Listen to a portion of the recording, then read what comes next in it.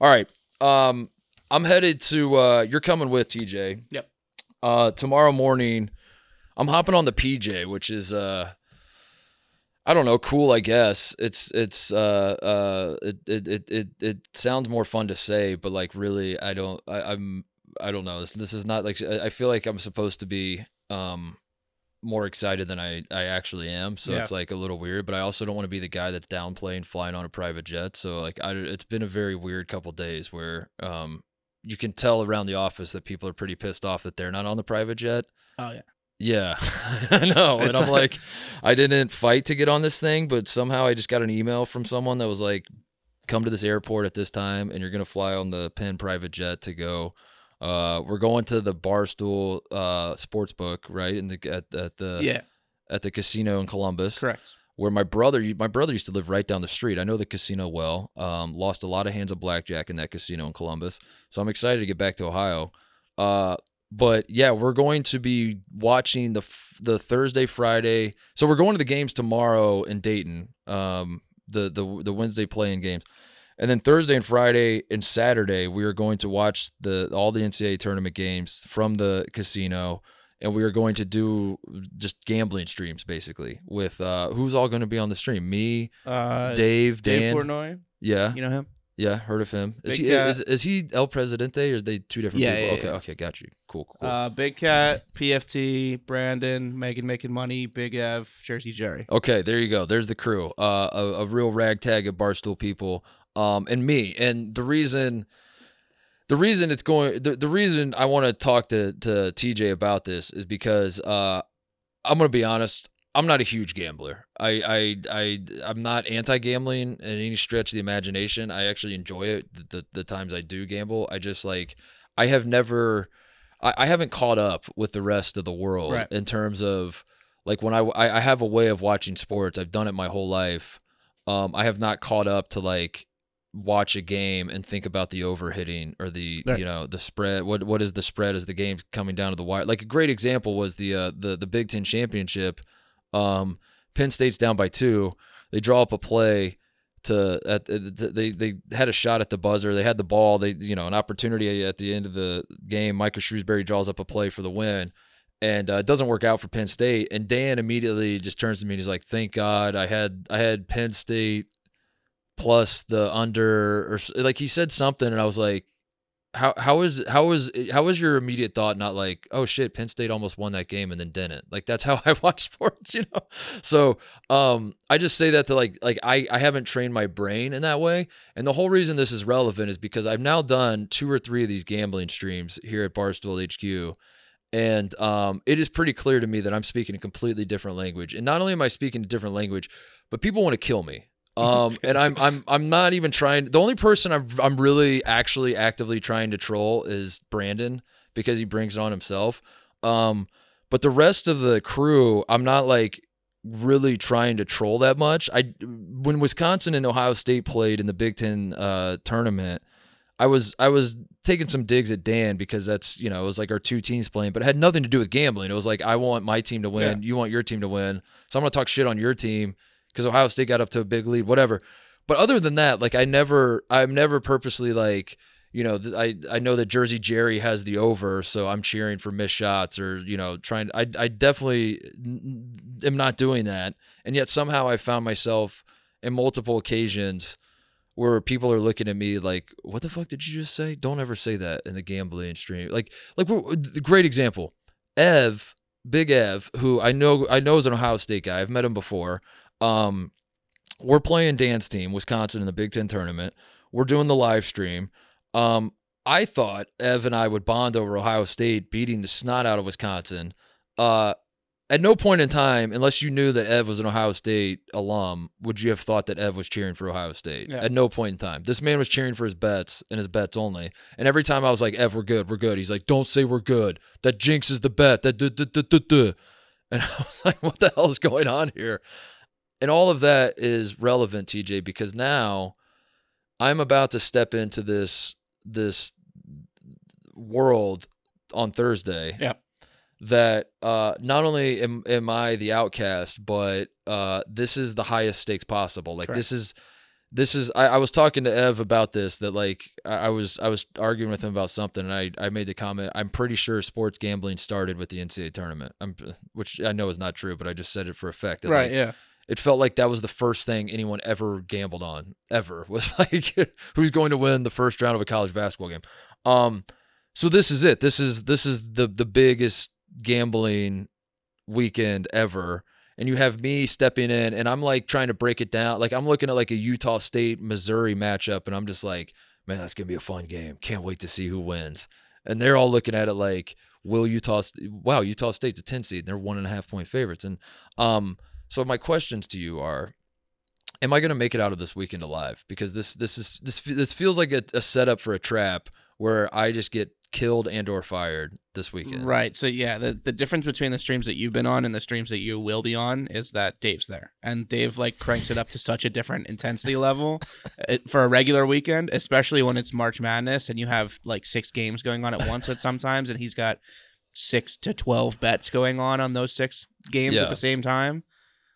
It's stressful. I was there in 2021 in Chicago for March Madness, the first and second round there, and it is like he's looking to get mad at people if his bets are going the wrong way. If his bets aren't hitting, he just wants to blame somebody. He's looking for any way to, exude his anger on others. First question, do you think me being a new hire helps me or hurts me? Because I see it, I could see it going either ways. Like, it helps me because he doesn't want to shit on me too much because he doesn't know me super well. But then also I'm like kind of a new variable, and he's like, it's more this guy has bad juju, get him out of here. You're like in like a blank slate. So like if Thursday starts really well, okay, that's good for you. That's great. If Thursday starts poorly, you'd be like, get the new guy out of here. I wouldn't be surprised if he asks you for a pick because you're the college basketball guy. Yeah. And then if that hits, good. But if that doesn't hit, am I fired? No. He just might be mad at you loudly. But it's all like busting balls. Yeah. But it is intense. It's going to. I made an observation in the gambling cave that it's the only place I've ever been in my life where you can say something's going to happen, and then when it does happen, everyone's still mad at you. Like an example is when you were doing this with Rutgers in the Big Ten tournament. I think you were just like, when they were playing, I forget. Yeah, it was some sort of Rutgers game. You did it too, where you're just like, we're gonna miss every shot down the stretch, and everyone's like, shut the fuck up, TJ, don't say that. And you're like, I'm not saying that to. Me saying that has no bearing on what's going to happen. I'm telling you, I've watched Rutgers all year. This is what's going to happen. We are going to go through a scoring drought. This is how it works. Sure enough, it happens. And then everyone like throws shit at you and says, why did you make that happen? You're like, I didn't make that happen. I told you what was going to happen. It's very bizarre. That's a very bizarre, because like in any other context, everyone would be like, holy shit, dude, you're a genius. How did you call that? But here it's like you calling it is actually a bad thing. Right. And that's I wanted to try and help prep you on the do's and don'ts of like what do I do? What help me? One of the big ones is never make absolutes. Never guarantee anything. Never say we got this. Guarantee, and you did this in the Big Ten tournament. The G word is a big deal. Like, don't say guarantee. Brandon got in trouble for that when he first started. He guaranteed Mississippi State would cover a football game, and so like a bunch of people bet behind him. They're like, "Oh, he knows his team," and they didn't do it. And then it's like it's his fault that they didn't cover. So just remove guarantee from your vocabulary. Well, I did that with Ohio State, Wisconsin. Didn't I? I came on the show. I guarantee that we were going to beat Wisconsin the first round. We get to the live stream. I guarantee everybody in the room we're going to win. Big Ev is yelling at me. He's like, "Don't do that. It doesn't work." It did work. We won, and not a single goddamn person in that room was like, "Good call on the guarantee." Not a single person. There was not one person was like, "Hey, good call, man. You totally called that." Yeah, I would advise. I told you it was going to happen. It happened. I get no credit. Yeah, you still shit on me like I cursed your bet for sure. Unbelievable. I would remove guarantee from your vocabulary until Sunday. Okay, I've learned that lesson. Good to know. Commenting on vibes is a big thing that Brandon also got in trouble for. He don't do anything that you think could alter the vibe of the room. If people are feeling good about a bet, don't be like, but this bad thing could happen. That will throw off the vibe of the room. And then if the bet flips, that's your fault again. Okay. What about just acknowledging that the vibes are good? Like if I'm like, I'm like, hey guys, the vibes are good, or aren't they? I would Or say just don't. make sure the vibes are good before you say Okay, anything yeah. about the vibes Okay. being good. Don't talk about leans if somebody asks you for a pick.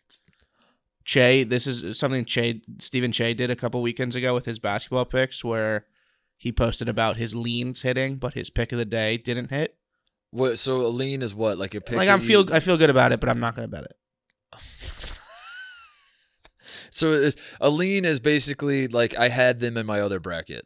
Kind of Like yeah, the people yeah, that fill out multiple brackets and then they're like, Right. well, I had St. Peter's in my other bracket though. Right, I yeah. had them in the lead. So if like Dave is like, Titus, you got a pick today? Don't be like, no, I'm leaning towards taking like. Don't say lean.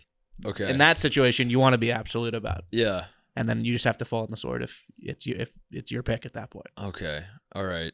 I would say make sure you have like a couple picks prepared. I can sort of explain to you spreads if No, you I know spreads. I know. That's what I mean. Like I know, I have gambled before. Right, yeah. I just don't, partake. Like I don't know. Like I didn't think it was. Yeah, it's just a different. I gamble, but I don't live in the world. No, you know? yeah, You know what I mean? yeah, completely different. I'm a switch gambling flips. tourist. I'm not a Right. I'm not a resident of gambling. Yeah, you City, maybe USA. do like the Super Bowl. And, Yeah. the big four Yes. or whatever. Yes, and now, I don't fully speak the language at the level that they do. Right. But yeah, I can dabble here and there. Yeah. Yeah, for sure. If you mess something up, send an apology text. Okay. That's one of our Just graphics. take it, One of just our take it. graphics guys here that does part of my takes thumbnails for their podcasts and some of their Yeah. shirts. Triggs, he Big Cat had like a game of the year on an over, and Triggs took the under, and like the game ended at like 1 a.m. It was a West Coast game, and he texted Big Cat. He was like, "Nice pick, faded at 1." And Big Cat, that was Lost after his Big Cat had mind. lost, and he was like, "What the fuck?" But he got an apology text in the morning, which resolved that situation. Oh my god. Um, Oh my god. if you have a pick and somebody in the room with you has either the opposite or another pick This is what I'm worried about. for a larger amount, just don't say anything. Just don't say anything. Well, this is what I'm worried about is like I want to be one of the boys, so I throw a little money here or there, but I throw it in the wrong direction, and now all of a sudden, like Dave and Dan are riding on a pick that I took the opposite side on, and Yeah. it's like That's I would've fine. been better off like not betting at all now because now I can't even. Just maybe keep it to yourself in that situation. So. Okay, would this be a good suck up move? Not even a suck up move, just like a good move to not get killed. Is just like honestly tail Dave and Dan. Just like ask them what they're doing, but they're gonna ask me, and then we're gonna. But I just Yeah. feel like being in the same boat with them, out of the gate, might be. Yes, but I would vocalize that because Okay. if they are losing 5 in a row and then they find out, oh, Titus has been on all of our picks, now you're in trouble. And they're gonna blame me for Right. tailing them. Yeah. Which again, all of this is imaginary, but it's all Of course it is. It's emotions. What and, cracked me up about it when I was getting yelled at in the few little caves we've done so far is I hear all these rules and if it works, and that's cool. But does it work? Because all the other thing I've heard about all you guys is none of you are good gamblers. correct. So Nobody. Yeah. So how do you have hard and fast rules about the do's and don'ts? Not you. I'm talking about everyone else. And then you're losing money left and right, and then you're telling me that it's because of, I don't know. You'd think at a certain point you'd be like, oh, okay, none of this shit actually matters, and it's just all, as it turns out, luck. No, that's not how they. Okay, I would Got it. also say like got it. if somebody, so let's say somebody has a parlay or something, and they miss by like 1 pick, don't be like, Damn, you. damn, almost if had it. only you, yeah, if only you had 4 legs instead of 5 legs, or if only you switched this with the over instead of the under. Just let them lose. That's fine. They could just lose on their own. The other big thing, especially for this weekend, is make sure you tweet about your Bracket Busters pick, Bracket buster. Okay, because Drake. that's one of these things where attendance is being taken on who is promoting and who isn't. Okay. Well, I'm promoting it on my show. I'm promoting You it got right now. put it in writing because okay. they'll be like, you only tweeted 3 You times. only tweeted, yeah. There's been situations in the past where people's prizes have been revoked for not promoting enough. Oh my God, are you serious? Yeah. So. All right. This is my first tournament at Barstool, and it's I've been told it's going to be very different. I in my mind, I'm like, how could it be different? You sit on a couch and you watch basketball. I've been doing this my whole life. I did this before I got paid to do it. And you could do that this weekend, but Yeah. I'm just saying, like, the ball will start rolling when somebody says, Titus, who you got? And then all of a sudden you're in the mix. What if I'm not going to do this? It's just a thought exercise. What if I try to just go mute as long as possible? Like I pretend I have a sore throat, and I'm just like I can't, and then I just sit there and I see how long I can just sit there and not say anything. Do you think at any point in time it'll be addressed? Do you think like will I just be like wallpaper and like they'll just completely ignore me, or will like at some point like Dave turn to me and be like, "We're losing all our bets because Titus hasn't said shit in 3 hours"? And I think you might be in trouble because I think you guys are sitting in the front with hard. them, so it's going to be hard to. It's going to be hard on a live stream invisible. with the microphones in front of you and know that you're on air and not talk. I think at that point he'd just be like, "This guy sucks at his job," like he's supposed to be. I think you'll be fine, but you should be at least aware of these conditions going into it, and like everybody's betting within their means in the end of the day, so it's like.